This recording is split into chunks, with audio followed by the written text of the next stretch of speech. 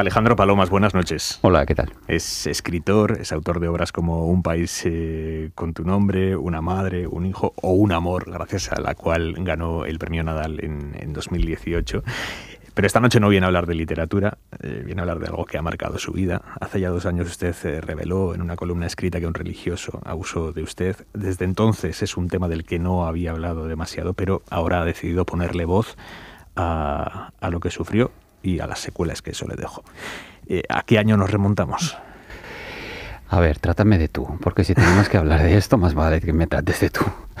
Y nos remontamos al año 75. A ver, sí, yo tenía 8 años, nací en el 67, pues sí, 75, 76. Ahí nos remontamos. ¿En qué colegio estudiabas? La Salle de Premià. Uh-huh. Eso es al lado de Barcelona, para que la gente localice el lugar. Con 7, 8 años, ¿cómo eras? ¿Qué recuerdos tenías o tienes de aquella época? Bueno, yo tengo un mal recuerdo de mi infancia. Yo viví mi infancia muy triste y mis hermanas dicen que no, pero yo el recuerdo que tengo es ese, el constructo que yo tengo desde el adulto es ese. Era un niño muy introvertido, muy solitario, hipersensible, con altas capacidades. O sea, era un niño diana, bastante para todo, para todo lo malo, era bastante receptor de todo el rechazo. Además, yo venía de un colegio, y yo tuve un cambio de colegio, yo estudiaba en el Colegio Santa Clara de Barcelona, es un colegio inglés, que era maravilloso porque eran clases de 5 personas, éramos muy poquitos, era una familia y nos trasladamos a vivir a Vilassar de Mar, que es el pueblo al lado de Premià, y nos pusieron a mis hermanas en las monjas y a mí en los curas, ¿no? Que era lo típico de la época. Y pasé de ser 5 en una clase a ser 42 niños con un régimen y una disciplina muy distinta a la que yo estaba acostumbrado, y me convertí en un niño súper triste. Lloraba muchísimo, me enfermaba muchísimo, era un niño como muy a flor de piel. ¿Y qué te pasó? Bueno, me pasaron muchas cosas. No tendremos tiempo. Si yo te cuento todo lo que me pasó, no tendremos tiempo porque es largo. Voy a intentar resumírtelo porque sé que estoy en una radio y el tiempo es oro. Yo fui acosado, abusado y agredido sexualmente. Yo pasé por las 3 fases. Cuando uno, para que la gente nos entienda, cuando uno es agredido sexualmente es violado.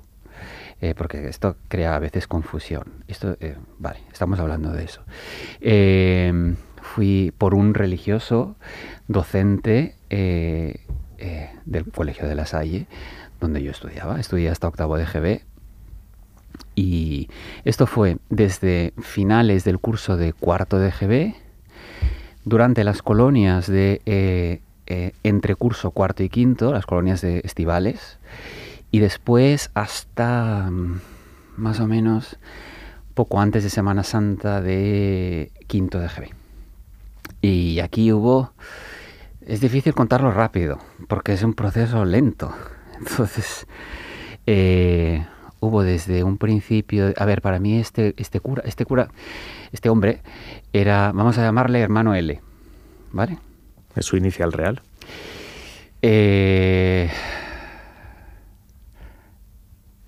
No te lo digo. No sé si puedo decírtelo. No sé qué me juego diciéndolo, entonces prefiero no decírtelo. Vamos a llamarle hermano L. No te digo que no. Vale. El hermano L era un hombre que se hizo como... Era un tío como muy popular en el colegio, ¿sabes? Era muy, muy afable, muy cariñoso con todos, muy extrovertido. Era no sé cómo explicar, era como el papá, el gran papá. Y yo era un niño muy vulnerable, me sentía súper solo. Y él, además, tenía muy buen rollo con mi padre. Entonces, para mí era como una extensión de mi casa en el colegio. Y yo me sentía muy protegido por este hombre, que además es que era un tío muy protector, ¿sabes? Tenía mucho don de gente, mucho don de niño, mucho don de todo. Empezó la historia porque yo empecé a enfermar. Yo me convertí en un niño muy enfermo, somatizaba muchísimo el estar en aquel sitio que yo odiaba profundamente. Y empecé a enfermar cuando estaba en el colegio, con lo cual tenía un problema de anginas, tenía muchas amigdalitis, con fiebre muy alta y me daba muy rápido, siempre que estaba en el colegio. Con lo cual, el proceso era llamar a casa, le llevamos a su niño a casa y en la hora del recreo o en la hora de la comida me llevaban a casa y quien me llevaba era él. En el coche del colegio había un coche para todos. Me llevaba. Y durante esos viajes, esos trayectos, ahí empezaron los abusos. Es decir, yo no sé qué puedo decir y qué no puedo decir. Tú me tienes que guiar en esto, ¿eh? No, quiero decir, porque yo no tengo ningún problema en hablar. Cero problemas. Cuenta lo que quieras contar. Vale, yo soy muy gráfico. Cuenta hasta donde quieras llegar. Vale, yo lo voy a contar todo. Entonces, la historia es, él conducía, él me estiraba en el asiento trasero del coche, porque yo estaba muy débil y tenía mucha fiebre, y realmente tenía mucha fiebre. Él conducía con la mano derecha, me iba manoseando mientras conducía. Me bajaba los pantalones, medio, porque con la mano una sola no se puede, y me hurgaba y me metía mano. No sé cómo explicar esto más gráficamente, pero me manoseaba el sexo, todo lo que podía. Y intercalaba eso mientras se masturbaba, es decir, dejaba de manosearme y se masturbaba, pero no se masturbaba en abierto, sino que se masturbaba metiéndose la mano en el bolsillo. Y se masturbaba pues con la mano en el bolsillo. Esa práctica tan extraña que yo no he entendido nunca, pero esto existe. Vale. Esto fue así. Siempre fue así. Siempre yo temía ponerme enfermo porque temía estos viajes, pero no podía controlarlo. Luego llegábamos a casa. Él era como muy... no amigo de mis padres, pero mis padres lo querían mucho. Yo creo que todos los padres querían mucho a este hombre. Y bueno, me quedaba en casa y esto era todo. Luego había dos prácticas distintas en los trayectos. Una era el trayecto por la carretera nacional y luego una cosa que se llama el Camí del Mig, el camino del medio, que era como la antigua carretera por el interior, entre las masías. Antes no había edificaciones entre Vilassar y Premià, solo había masías con grandes extensiones de tierra de cultivo. Entonces había un camino que unía Vilassar y Premià. Él hacía ese camino también a veces, y hubo una vez que lo que hizo fue parar el coche. Entonces lo paró. Paramos en una especie de riera, porque en el Maresme hay muchas rieras que bajan, y entonces bajó del coche, entró en la parte de atrás, se sentó, me incorporó para poder sentarse donde yo tenía puesta la cabeza. Entonces me puso la cabeza encima de sus piernas y a partir de entonces me bajó los pantalones, los calzoncillos e intentó masturbarme en ese momento, pero no había nada que masturbar, porque a los 8 años ¿qué vas a masturbar? Nada. Y él, al mismo tiempo que él se masturbaba, yo no lo vi, pero lo veía, o sea, lo sentía porque tenía su mano estaba debajo de mi cabeza. Con lo cual, y entonces ahí ocurrió algo que creo que fue como... fue una de esas cosas que he tenido que borrar con el tiempo y que a veces marcan mucho más las palabras que los actos, curiosamente. Y él terminó, eyaculó, entiendo, y cuando le pasó, fue muy rápido, y cuando pasó esto se enfadó muchísimo. Realmente se enfadó mucho porque él tenía momentos como de violencia, no de violencia muy física, pero sí de cambios de humor mientras ocurría esto. Entonces terminó esto, él terminó y de repente me echó a un lado, bajó del coche y cuando bajó del coche me dijo: ¿ves lo que me haces hacer? Esto fue una frase que se repitió a menudo y eso fue la frase que me marcó mucho porque yo no entendía, en primer lugar no entendía lo que él hacía y no entendía a qué se refería, qué era lo que yo hacía para que él me dijera esto. Con lo cual empecé a crear como una especie de no entiendo los mensajes, no estoy entendiendo qué pasa aquí. Si me preguntas si se lo dije a alguien, no se lo dije a nadie, nunca, jamás. ¿Ni a su familia? No. En aquel momento yo no sabía ni que si lo que estaba viviendo yo... O sea, yo sabía que lo que yo estaba viviendo era horrible, pero no sabía si era horrible por mí. O sea, no sabía hasta qué punto yo tenía la culpa de eso, porque yo era un niño muy vulnerable. No sé cómo explicarte. Era un niño que buscaba protección. Y yo creo que inconscientemente pensaba que este era un poco el precio que había que pagar. Estoy explicándolo desde el adulto, no desde el niño, ¿eh?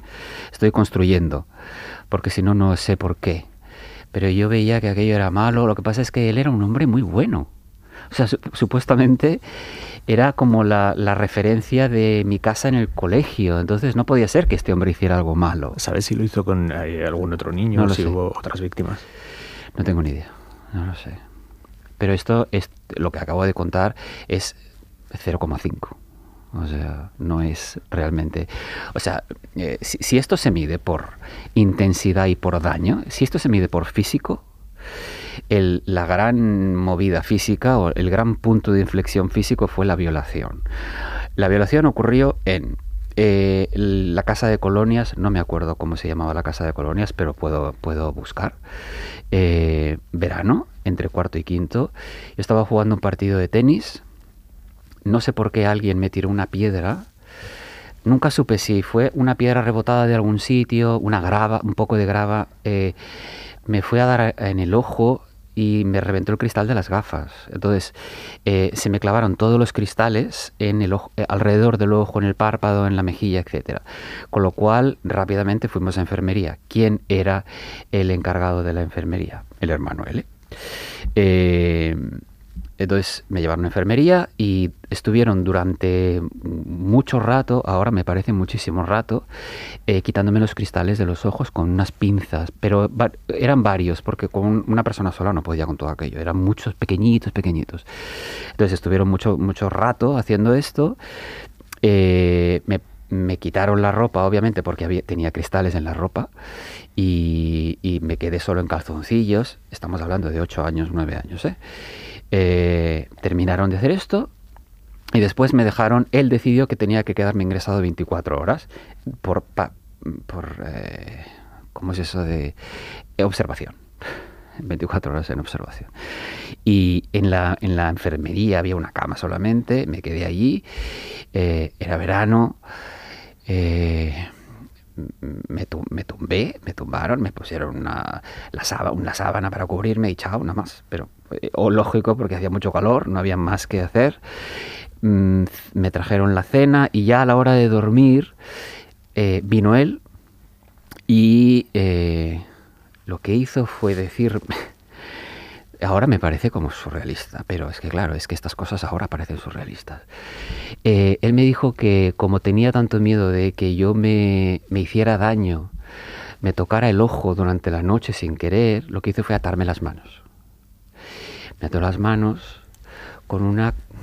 Y aquí la memoria no termina de ubicar. Creo que era como una especie de correa, como una correa de patines, algo así. Antiguo, de esos patines que teníamos antes cuando éramos jóvenes, bueno, cuando yo era joven, cuando yo era niño, que había unos patines que eran solo como una especie de cosa metálica con correas, ¿vale? Y me ató las manos y me acostó de lado, me dijo, así estarás más cómodo, acuéstate de costado y así no tendrás que tocarte los ojos, no correrás el peligro de tal. Me tapó y bien. Y se marchó y cerró la puerta con llave. Y a partir de ese momento llegó la noche más larga de mi vida de niño, de la que entré niño y salí superviviente de cosas. Él entró 3 veces esa noche. Estoy flipando cómo estoy relatando esto, O sea, yo mismo me escucho y estoy flipando.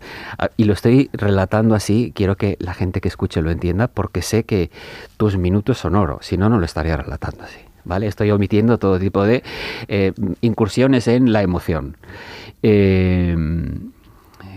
Él vino 3 veces. Las 2 primeras veces, él, bueno, pues venía, me tomaba la temperatura, ¿sabes? Hacía un poco la cosa de, me miraba el ojo, etcétera. Me ponía una pomada, creo. Ahora que estoy recordando, creo que me ponía una pomada en el ojo. Creo que me ponía, esto me acabo de acordar ahora, ¿ves? Y luego empezaba otra vez, él empezaba como haciéndote cosquillas. ¿Sabes? Él quería como hacerte cosquillas y luego estas cosquillas, como yo intentaba siempre que no me hiciera cosquillas, pues él seguía haciéndote cosquillas y al final lo que hacía era meterte mano y olvidarse. Pasábamos del momento lúdico al momento agresión. Y yo lo notaba enseguida por su fuerza. Se acababa el, bueno, juguemos a... No, ahora ya no es juego y ahora eres mío. Esto yo, esos momentos yo los notaba. Y él lo que hizo esas 2 veces fue acostarse detrás de mí y además de manosearme, frotarse él contra mí, ¿vale? E intentar meterme el dedo en el ano. Más gráfico no puedo ser, pero va a llegar más gráfica, aviso. Para quien quiera seguir escuchando. La tercera vez fue distinta. La tercera vez ya era cerca de la madrugada, o sea, cerca de la mañana, y llegó, hizo lo mismo, y esta vez, la vez anterior ya me había quitado los calzoncillos, me había dejado durmiendo desnudo, y esta tercera vez lo que hizo fue acostarse a mi lado, y él noté... A ver, las 2 veces anteriores él no había podido meterme el dedo porque yo no me había dejado, o sea, ya me escurría, estaba como apretaba y fue muy, no, y fue imposible. Esta vez fue posible porque él venía con algo, con una pomada, con algo, con lo cual no lo intentó en seco, no fue en seco, sino que fue él tenía un producto, un algo, no sé qué era, jabón, pomada, no lo vi. Y no me introdujo el dedo, sino el pene. O sea, aquí fue una penetración. No sé si no lo vi, solo sentí muchísimo dolor, no sé. Fue como si te estalla la cabeza, pues te estalla la cabeza en rojo. No sé cómo, tienes toda la cabeza roja por dentro, todo el cerebro rojo por dentro. Y no sé explicar, no tengo la certeza de que fuera una penetración total, pero sí fue una penetración, por supuesto, y creo que eyaculó. Creo que eyaculó porque después él me limpió mucho, se dedicó mucho a limpiarme. El problema de todo esto fue que terminó, se fue, apagó bueno, también hubo después una violencia. ¿Por qué me haces hacer esto? ¿Ves cómo siempre termino haciendo esto? ¿Ves cómo siempre terminas haciéndome hacer esto? Esto se repetía, ¿eh? O sea, esto nunca, esta voz nunca se apagó. Se fue, llegó la mañana, eso fue la noche más larga de mi vida. Y cuando llegó la mañana, me dieron el alta. Y cuando yo llegué a mi habitación, porque compartíamos habitación unos cuantos con literas, llegué a mi habitación y me di cuenta de que yo sangraba. Y entonces lo que hice fue coger mis calzoncillos y tirarlos a la basura, deshacerme de los calzoncillos. Pero entonces empecé a ponerme papel higiénico, a hacer como rollos de papel higiénico pequeñitos y ponérmelos para no sangrar. No es que sangrara mucho, tenía un par de gotas, ¿sabes? Pero me asusté muchísimo porque pensé, a ver, cuando eres niño, yo qué sé, ves sangre que te sale de dentro y piensas, me voy a morir. Yo era también bastante hipocondríaco, lo he sido siempre. Entonces estaba súper asustado, no solo por el daño, porque me dolía mucho, sino porque sangraba. Y curiosamente al día siguiente fue el día de visita de los padres. En mitad de colonia siempre hay un día de visita de padres. Vinieron mis padres y yo conseguí que me llevaran con ellos por el ojo, porque les dije que me dolía mucho, que veía mal, que, bueno, los preocupé. y conseguí que me llevaran con ellos a casa. La historia es que nosotros vivíamos en Vilassar, mis abuelos vivían en Premià en un edificio con piscina y nosotros pasábamos siempre el verano yendo a casa de mis abuelos a bañarnos a la piscina, siempre. Durante las 2 semanas siguientes, creo recordar que fueron 2 semanas, no me bañé jamás, porque me daba tantísimo miedo que meterme en el agua y que empezara a sangrar, ¿sabes? Que se viera la sangre, que ni de coña me metí yo en el agua, ni me puse el bañador, ni nada. Solamente me hacía las curas, o sea, me cambiaba el papel higiénico, aquel que yo me ponía, y rezaba para que aquello se parara, para que no tuviera que ir a ningún médico, para que nadie viera eso. ¿Y cómo consiguió no contárselo a su familia? ¿O qué barrera había entre usted y su familia para no contarles si esto que le había pasado? Si me tratas de usted, no puede ser. Volvamos al tú entonces. ¿Cómo Vale. conseguiste no contarle esto a tu familia, a tu madre? No lo sé. Tenía tanto miedo, tenía tanta vergüenza. Sobre todo tenía tanta vergüenza. Porque ya me di cuenta de que eso era súper vergonzoso, o sea, era algo malísimo. Pero claro, como era algo que yo le hacía hacer a él, ¿sabes? Ahora pienso, claro, si es que yo creía que yo hacía algo, yo hacía algo tenía yo que ver ahí dentro, entonces yo no sabía qué era lo que yo tenía que ver. Y le daba muchas vueltas a eso. Dentro de mis 8 años pensaba, ¿pero qué hago? ¿Qué es lo que tengo que dejar de hacer para que esto deje de pasar? Seguro que yo puedo hacerlo. Si yo lo hago, yo hago que pase, yo también puedo dejar que deje de pasar. Entonces ya no pasará más. Y ya no tendré que decirlo a nadie, porque yo sabía que eso era algo terrible. O sea, yo intuía. Terminó el verano, volvimos al colegio, quinto de GB. Curiosamente, el hermano L era mi tutor. Entonces aquí empezó otro tipo de movida, y la movida aquí era que yo era muy bueno, yo fui un niño muy precoz a nivel cognitivo, y yo era muy bueno escribiendo cosas en la creación literaria.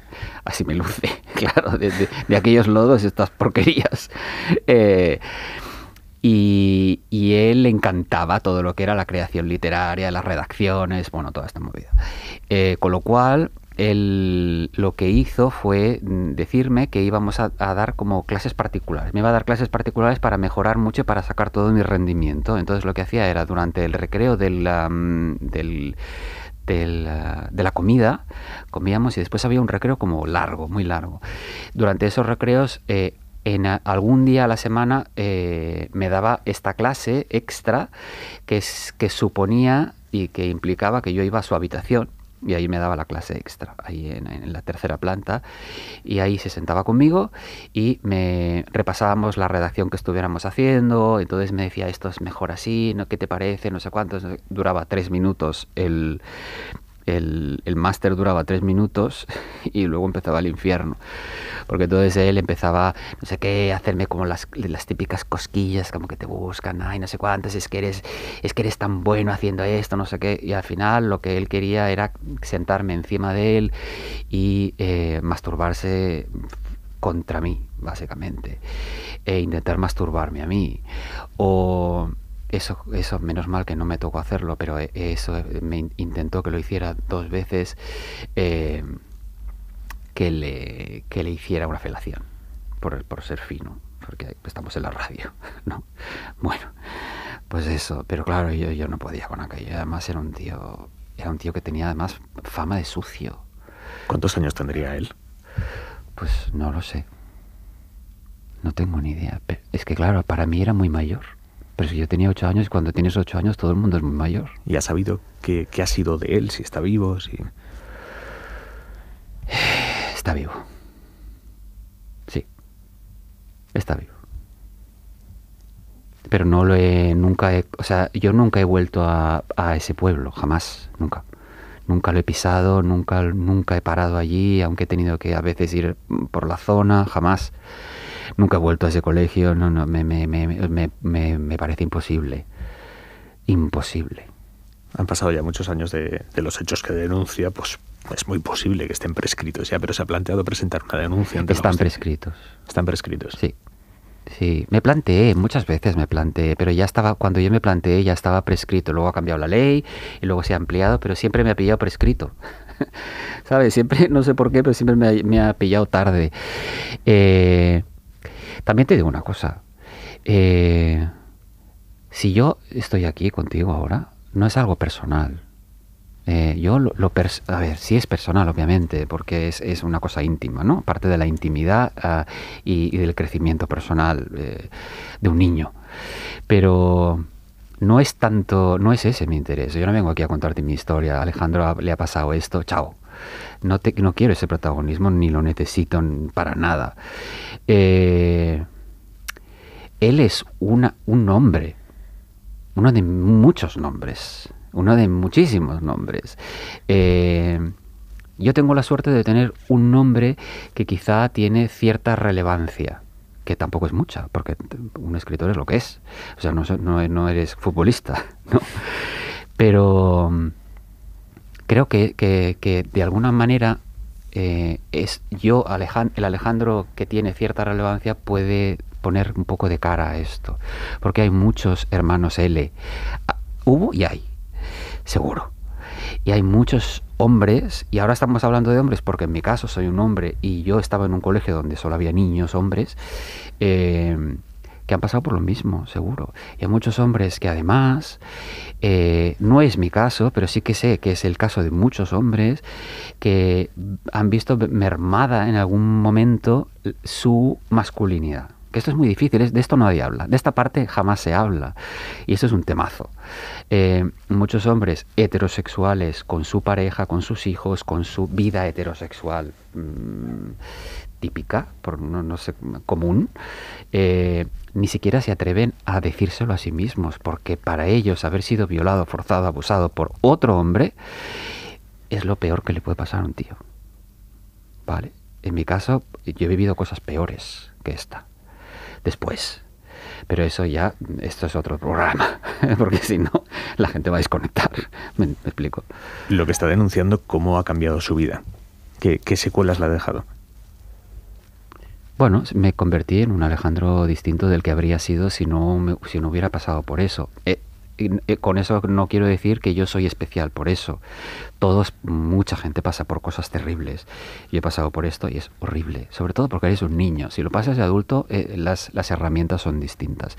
Un niño no tiene herramientas mentales para entender qué es lo que le está pasando y dónde está él situado en este laberinto. Entonces te pierdes. Y tienes que pasarte la vida intentando orientarte a ciegas. Y para eso, bueno, yo llevo en terapia 20 años, tumbándome en un diván todos los jueves. Me ha ayudado muchísimo, pero yo tuve que hacer ese esfuerzo, yo tuve que tomar, en el año 2004 yo tuve que decir, miré por la ventana de mi casa y dije, Alejandro, tienes dos opciones. Una, o terminas con tu vida, porque esto es un horror, o sea, esto es una tortura que vuelve y vuelve y vuelve, o apuestas por la vida y apuestas de verdad y te vas a un terapeuta, a un buen terapeuta y apuestas con él por seguir adelante. Y yo pues llamé a un terapeuta y aquí estoy. Me alegro. ¿Cómo cambió mi vida? Bueno, yo no me sé vincular con la condición humana. Tengo un problema no me siento vinculado a la condición humana. No confío en nadie. No confío en nadie plenamente. Confío en mis hermanas, en mi madre hasta que murió. Pero no confío en nadie 100%, ¿sabes? Y eso me entristece muchísimo, me aparta y me convierte en un impar. Yo soy un impar para todo. Soy el típico impar de los grupos, que siempre es, ¿qué hacemos cuando viajamos con Alejandro? Pues, o sea, pues pagas más, molestas más, todas esas cosas más, ¿sabes? Soy el impar. Y luego que he tenido que reconstruirme y defenderme mucho de la vida. Me he pasado la vida defendiéndome del mundo. Me defiendo. Ahora ya no tanto, pero yo he sido un tío que se ha defendido mucho. A todos los niveles y en todos los niveles. A nivel sexual, por ejemplo, yo he tenido una vida sexual... Yo nunca he disfrutado del todo de una relación sexual porque hay una parte de mí que está aparte, está vigilando todo el rato al otro. Yo no sé eso de la intimidad, de compartir la intimidad al 100%. Yo no sé que me quieran. Yo no entiendo que alguien me quiera. No me cabe en la cabeza, no entiendo cómo puede alguien querer a alguien así, ¿sabes? Por ejemplo, cuando me dieron el Nacional de Literatura Infantil y Juvenil, que para mí fue una movida, porque yo no lo esperé jamás, lo primero que pensé, imagínate cómo afecta, fue, ostras, ahora voy a tener que ir a muchos colegios y muchos institutos, y así ha sido. Llevo 5 años, he visitado en muchos países, muchos colegios, muchas universidades, muchos institutos con el libro Un hijo. Y pensaba, es que no me van a querer. Si saben esto, no me van a querer. Van a pensar que cómo vamos a meter a un tío que tiene esta suciedad encima y lo vamos a mezclar con nuestros hijos. No vamos a dejar que este tío... Porque eso es lo que uno siente. Sientes que estás manchado por dentro, que como esas manchas que no salen nunca, que frotas y frotas y coño, vuelve a aparecer y dices, hostia, pero ¿qué coño tengo que hacer con esta mancha? ¿Sabes? O tiro el suéter o me acostumbro a la mancha y no la veo, pero aquí no sale esto. Entonces tú vives con esa mancha y piensas que te la van a ver siempre y que la mancha la has creado tú, eres tú por mucho que la gente te diga que no, y por mucho que te diga, no, Alejandro, no te preocupes, ¿cómo la gente te va a pensar que eres ¿cómo no te van a querer por eso? Yo siempre creí que no me querrían por esto. Me ha dicho que él está vivo, que los hechos están prescritos, pero teme que, al revés, por lo que usted está contando, él se vea identificado y tome algún tipo de medidas contra usted por difamación o por lo que sea. Bueno, pues si quiere arriesgarse. Yo su nombre no lo he dicho, con lo cual, o sea, yo he dicho L como puedo decir M como puedo decir J, con lo cual no va a ver, yo sé lo que hago. Si hubiera dicho su nombre, me estaría arriesgando a cosas. Como no he dicho su nombre, pues me he asesorado antes de hacer la entrevista, quiero decir, porque sabía, ¿sabes qué pasa? Que mi perfil es complicado, porque no soy un anónimo. Entonces, los anónimos, y digo anónimo por decirlo de alguna manera, nadie es anónimo, pero me entiendes, no son molestos, no son peligrosos, y un Messi es muy peligroso, o sea, tampoco es peligroso porque es muy poderoso. Entonces no se puede hacer nada contra él. Pero un término medio como yo es muy molesto, porque yo sé que soy muy molesto. Lo que estoy diciendo ahora es muy molesto. Pero no soy lo suficientemente poderoso como para no hacer nada. ¿Me explico? Entonces yo sé en qué postura. En la del impar, otra vez. Sigo siendo el que no encaja y sigo siendo el impar. Bueno, me arriesgo. Tengo 54 años y ya sé lo que es que se te muera la persona a la que más quieres, con lo cual, ¿qué más me da? Alejandro Palomas, muchísimas gracias. Buenas noches. A ti.